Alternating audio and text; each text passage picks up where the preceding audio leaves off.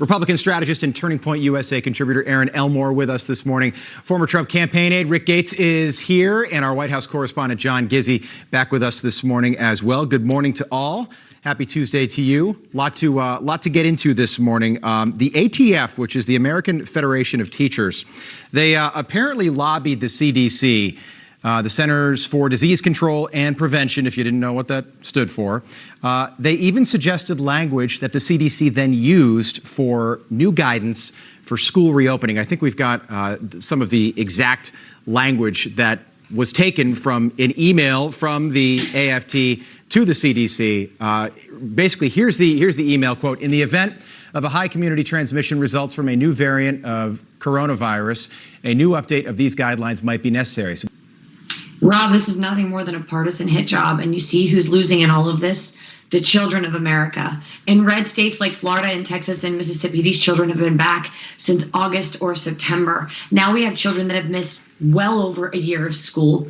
They've even indicated that there's no plans to return until next year. When will this madness end? They're actually hurting communities of color and often inner city children even more, where these kids often rely on the schools for 2 of their meals a day. This is really highly inappropriate. Yeah. This is not grounded in science. This organization should really be held to task one way or another. I hope there are parents that are outside of there marching and peacefully protesting, because the children of America deserve better. Something, Rick, that President Trump was adamant about was next fall. So the fall of 2022, he wanted every single child in America to be back in the classroom. Right now, right around 30%. So 3 out of every 10 kids are still in some sort of in the classroom, remote hybrid learning scenario. How did you like doing this from home? I liked it. It was okay. It was really nice. It was I couldn't when I was downstairs. Yes. That's the kid I wanted to get on the show. What do you think of that? You can ask any mom or any parent in America. I'm one of them. Right. Stinks is the nicest word that I could have possibly used. I have 7 years of alleged higher education. I personally could not figure out the online system. I did it with my son for 1 day. I was in tears.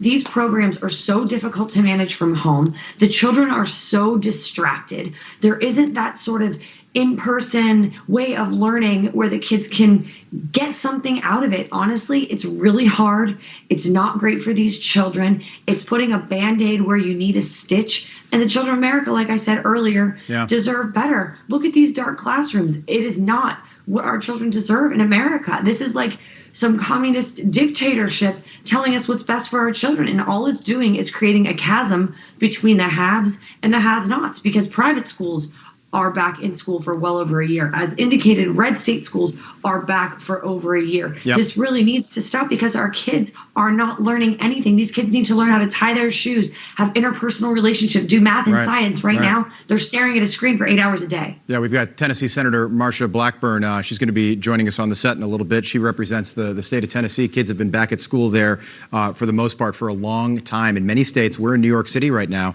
Again, this is one of those states where 3 out of 10 kids are going to school some days, and then some days they're home. Tuesday morning, we've got attorney, Republican strategist, and Turning Point USA contributor Erin Elmore with us. Former Trump campaign aide Rick Gates is here, and our White House correspondent John Gizzi back with us as well this morning. John, nice to see you. Erin, I don't know if you saw this yesterday, the Snow White thing. I wasn't even going to bring this up, but now I'm going to. How asinine is that? I mean, this is nothing new. We should be used to this. I've actually heard that one before. Yeah. But Dr. Seuss is canceled. Shakespeare is canceled. Gillette razor is the best a man can get. A man's not allowed to get a clean shave. This is what is going on. Whether it's Coca-Cola saying that we need to be less white. I mean, literally, mainstream culture and corporate America has been completely infiltrated by these woke Democrat values. But I do believe that the pendulum is swinging so far left so quickly that we are going to see a serious backlash. For Gillette, by the way, their sales tanked after that big advertising push that they did. I think people are going to start to say basically what Rachel said. Let our children have a cartoon. Dr. Seuss has done nothing wrong. Relax, everybody. Let's move forward in a different direction, but you can't hold the past to the same standards. And please, never play that Star Wars music again. That almost made me need a drink. And I know, that was where you're. Yeah, no, I'm with you. When did Snow White come out? By the way, John Gizzi, any idea when Snow White came out? It came out like the 30s. I mean, we're talking about 1937. I mean, so give me a break. That's pre-World War II. It's a different time in this country. And you watch these movies and the little dwarfs, I don't know their names. I'm not going to try to name them all. Isn't that a bad word too now?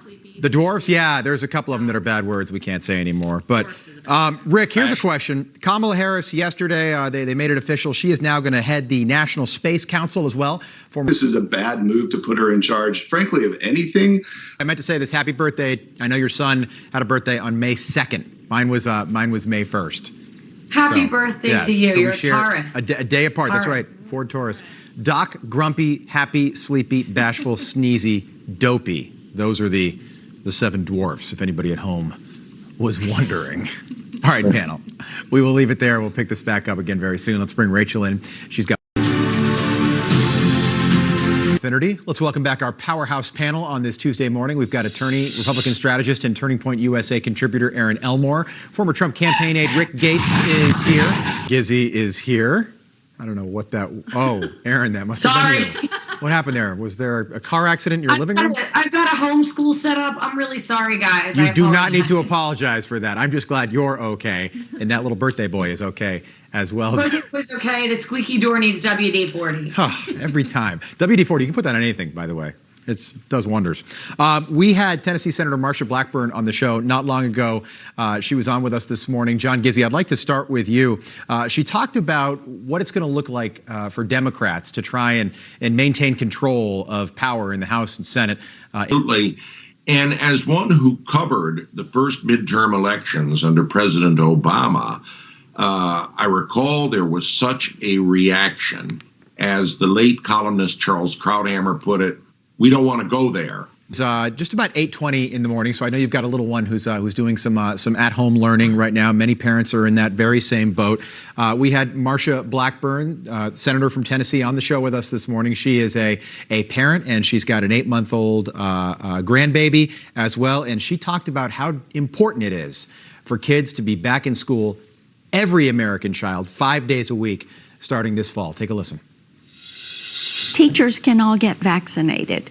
Up to children that are 16 years of age can get vaccinated. Right. So there is no reason to not be in school. Boy, she makes a whole lot of sense, doesn't she? Doesn't she always? Her policies are always really sound and logical and grounded in common sense, but she's not wrong here.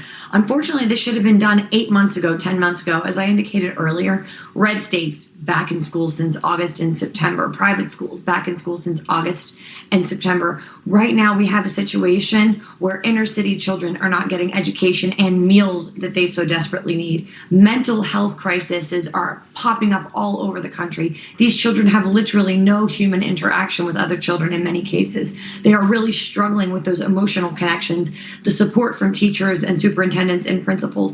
And really, this needed to be done a long time ago. Talking about the fall of next year, unfortunately, seems to be too little too late. It's almost like when you go in communism to the bread line and say, well, at least I got my bread ration today. Well, at least they kept the lights on today. No, this isn't good enough. And if we just sit here and accept the status quo, that's how we fall into communism. If we don't sort of revolt and say this isn't good enough, we are going to be in this situation forever. Get the masks off. Get our kids in school. Enough is enough. John, I know that you've asked the White House press secretary, Jen Psaki, questions about this in the past, but right now, and it's amazing, I don't think most Americans, unless you're a mom or a dad or a grandparent dealing with this at home still, and it sounds like we sound like a broken record because it's now, how many school years are going to be affected by this? How many years are kids going to lose? 3 out of every 10 American school children, K through 12, are doing some form of hybrid learning. That means they're either in school a couple days a week and home, but it's some form of that. Renew the California dream. It's time to reopen our schools. All right, Rick Gates, your reaction. Erin Elmore, she made some news yesterday. She came out, Caitlyn Jenner, and said that she does not support trans boys competing in girls' youth sports. If there was never a better expert, right, it's definitely Jenner here. Yeah. And I think that's why this puts Californians in a very very specific position because she is a transgender individual, and the left has lobbied so hard for these rights. And every point that Jenner makes has been very cogent here. We want to get our schools open. And to be honest, biological boys should not be competing in girls' sports. Democrats always say the future is female. But not when it comes to sports. And this will really hurt young girls who are vying for college scholarships or a place on that podium. So this was a really big news moment for Jenner. And I think a really big movement, a part of this movement rather, that boys should not be competing in girls' sports. This is a really great opportunity for Jenner to lay out her platform, make some salient points, and really unite the left and the right of California, because California is really doing quite poorly in all of this. She is the hope of that state. Yeah, 71 years old right now, Caitlyn Jenner. And that recall election with Gavin Newsom, people forget that's how we got Governor Arnold Schwarzenegger, was through a recall election in the early 2000s. So it could happen again.